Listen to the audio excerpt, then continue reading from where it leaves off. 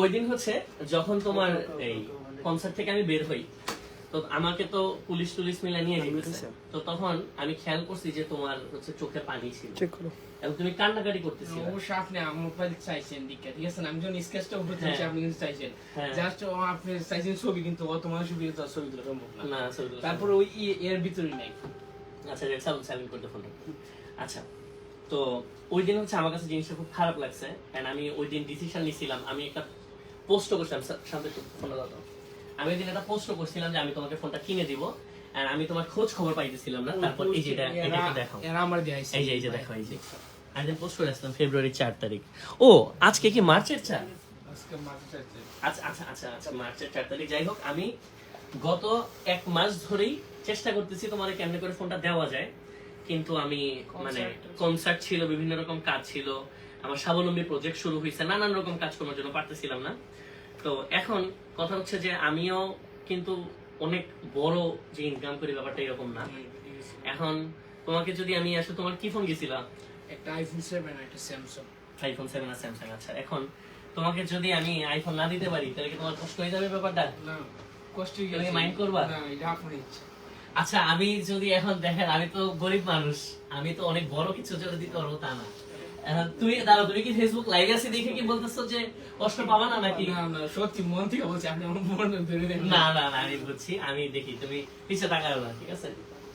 পিছে তাকাও না। তারপর আমি চেষ্টা করে আইফোনই একটা কিনে ফেলছি এবং তুমি চাইলে এটা তো 7s, তো এটার মডেল হচ্ছে SE23, রাইট? 2023 SE2023। তোমারটা হচ্ছে এটা আপগ্রেড একটা ভার্সন। তুমি চেক করো, এটা হচ্ছে তোমার। ঠিক আছে ভাই, ধন্যবাদ। না, তুমি তারপরে খুলে দেখো।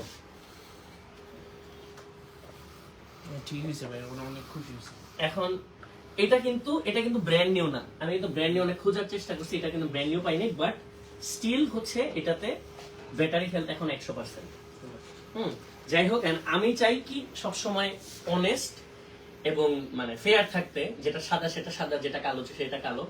মানে এটা হইতে পারতো যে আমি একটা প্যাকেটের মধ্যে ধরাই দিয়ে তোমার বলতে পারতাম এই যে নাও, মানে লাইভে যেহেতু আসি, হ্যাঁ মান সম্মানের ব্যাপার, বাট আমার এইসব চিন্তা নাই ভাই। আমার হচ্ছে যেটা সাদা সেটা সাদা, যেটা কালো সেটা কালো, তবে আমার সামর্থ্যের মধ্যে মনে হচ্ছে আমি তোমার এটা দিতে পারি। আমি যদি আর অনেক বড় লোক হয়ে যেতাম হয়তো স্যামসাং কি বলেন আইফোন 15 থাকে না, ফেসবুক লাইভে আসছিস আইফোন 15 দিতে পারলে তো আরো অনেক ব্যাপার। আরে বাবারে তাসিফ ভাই আইফোন 15 দিছে, বাট তাসিফ ভাই আসলে এই সামর্থ্য এখনো হয় নাই, ঠিক আছে? হয়তো হবে, আস্তে আস্তে হবে। না ভাই, একটা জিনিস আমার কাছে ভালো লাগছে, আপনার নিজের ফোন হারানো সত্ত্বেও, ঠিক আছে, আমার ফোন যে হারাইছে এটা খোঁজ নিছি, এটা ভাই অনেক কিছু। এই জন্য আপনার সেলুট ভাই।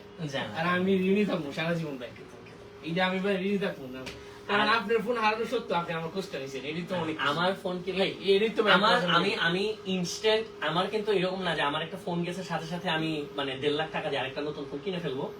আমি এরকম সিচুয়েশনে এখন তানজিব করছে কি, ওই যে তানজিব একটু ধরো, তানজিব আমার ছোট ভাই, তো ও কি কাজ করছে, আমরা যে কনসার্ট করি, এই কনসার্টে তো একটা টাকা পয়সা আমরা পাইলে অনেকগুলো ভাগ হয়, ছোট ছোট করে অ্যামাউন্ট জমাই হতে খরচ হয়। ওর যে হাত খরচের টাকা জমাইতেছিল নিজের ফোন কেনার জন্য, ও হচ্ছে ওই টাকা দিয়ে আইফোন 15 প্রো ম্যাক্স আমারে কিনে গিফট করে দিছে।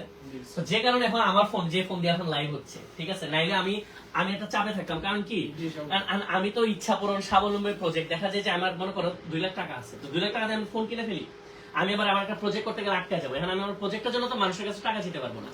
এই জন্য করি কি, আমি একটা যে টাকা আমি করি এখান থেকে একটা বড় অংশ আমি রেখে দিই সবসময়, যেটা দিয়ে কোনো না কোনো কাজ চলবে। যেমন এই কয়েকদিন একটা ল্যাপটপ দিলাম। যাই হোক, সো আমি আমার ভিউয়ার্সদেরকে বলি, যারা দেখতে কতজন আছে আমাদের সাথে? 9,000 মানুষ। যাই হোক, অনেক। তো ভিউয়ার্সদেরকে বলি, দেখেন আমি হচ্ছে আমার সব রকম মোমেন্ট আপনাদের সাথে শেয়ার করে আগে থেকে দেখবেন। যেমন আমি বানজি জাম্প করতে গেছি, আমার অনেক এক্সাইটমেন্ট ছিল, আমি ওটা শেয়ার করছি। বন্যার সময় যখন একটা বিপদে পড়ে গেছে, আমি একা পারবো না, সবকিছু করতে আমি শেয়ার করছি।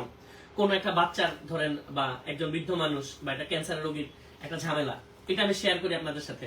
তো আমি যেমন আমার দুঃখের ব্যাপার বা যেটা আমি পারবো না এটা শেয়ার করি, আমার কাছে আজকে মনে হইলো যে এটা আমার কাছে একটা খুব হ্যাপিনেস। সো হ্যাপিনেসের একটা মোমেন্ট আমি শেয়ার করতে আসছিলাম। সো এই তো দেখি আমি আমার ফোন ক্যামেরা নিয়ে আনি, আমি এটা বিদায় নিব আপাতত। সো আগে অভি দিকে ধরি। অভি, তুমি কি কিছু মানে ওকে, তোমার ওকে নাকি? না, এগুলা বলার জন্য আমি ক্যামেরা ধরি নাই, এগুলা বলার জন্য না। তুমি হ্যাপি তো? তুমি হ্যাপি? অলরাইট। তো অভি হ্যাপি, আমি হ্যাপি, এবং এটা একটা হ্যাপিনেসের একটা মোমেন্ট ছিল। এটা শেয়ার করতে আসছিলাম। রবির সাথে আপনারা যারা আসছেন, এই যে এই হচ্ছে অবস্থা। তো আমাদের এই একটা প্রজেক্ট ছিল আজকে, এবং আগামীকালকে হচ্ছে কোথায় যাবো এটা বলবো না, না বলে দিই জায়গাটা। আচ্ছা আচ্ছা, বড় করে না বলি, সুনামগঞ্জের দিকে যেতে পারি কালকে। আমি তো আবার কথা পেটে রাখতে পারি না। সুনামগঞ্জের দিকে যেতে পারি, খুব চমৎকার একটা কাজ করতে যাব, এবং আমি হয়তো লাইভে আসতে পারি। এটা হইতে পারে ধরেন বিকালের দিকে বা দুপুরের দিকে। সো এটা থাকলো, বাকি থাকলো পরেরটা পরে। সো আপাতত বিদায় নিয়ে নিই অডিয়েন্সের কাছ থেকে। সবাই ভালো থাকেন। এন্ড আমি আসলে আমার যাই বলেন না কেন, আমার এরকম বিপদ আপদে পড়ে গেলে আপনাদের কাছে লাইভে চলে আসবো। আবার ধরেন কোনো একটা আমার মানে হ্যাপিনেস, তখন আমি লাইভে চলে আসবো। আর কনসার্টে মাঝে মাঝে তো লাইভ হইতেই থাকে। সো দোয়া করবেন আমাদের জন্য। আপাতত ভালো থাকেন। আসসালামু আলাইকুম। অভিজ্ঞতা দিয়ে দাও। সো ঠিক আছে, আল্লাহ হাফিজ।